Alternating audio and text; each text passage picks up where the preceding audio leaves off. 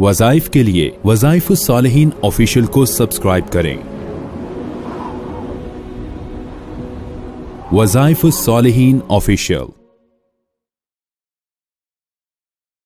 बिस्मिल्लाहिर्रहमानिर्रहीम। अल्लाह रब्बुल इज़्ज़त ने इंसान को मर्द और औरत का जोड़ा बनाया। फिर इंसान में कुछ उसके ससुराली रखे और कुछ उसके अपने मेके वाले। बाज़ औक़ात इंसान ये परेशान होता है, हमसे लोग पूछते हैं, औरत पूछती है मुझे ससुराल में इज्जत नहीं है, मर्द कहता है मुझे अपने ससुराल में इज्जत नहीं है, कोई वजीफा बताएं। याद रखें, इज्जत अल्लाह के खजानों में से इंसान को अता हो और जितनी अताअत करता है अल्लाह की उतना इज्जत बढ़ती है। अब ससुराल में इज्जत हो जाए मर्द और औरत की, उसके लिए खास अमल है कुरानी। आप ये अमल करें, इंशाअल्लाह आपको इज्जत मिल जाएगी। लेकिन एक चीज मलहूज रखें, औरत भी मर्द, औरत अगर चाहती है कि मेरी ससुराल में इज्जत हो तो वो खावंद की भी इज्जत करे और खावंद के जो ससुर घर वाले हैं, बहन भाई हैं, वालिदैन हैं, उनकी भी इज्जत करे, वो उसको इज्जत देंगे। अगर वो फिर भी इज्जत नहीं दे रहे और ये इज्जत दे रही है तो फिर ये वजीफा इंशाअल्लाह आपको मजीद इज्जत दिलवाएगा। अल्लाह की मदद भी इसके साथ शामिल हाल। मर्द भी इसी तरह अपनी बीवी की भी इज्जत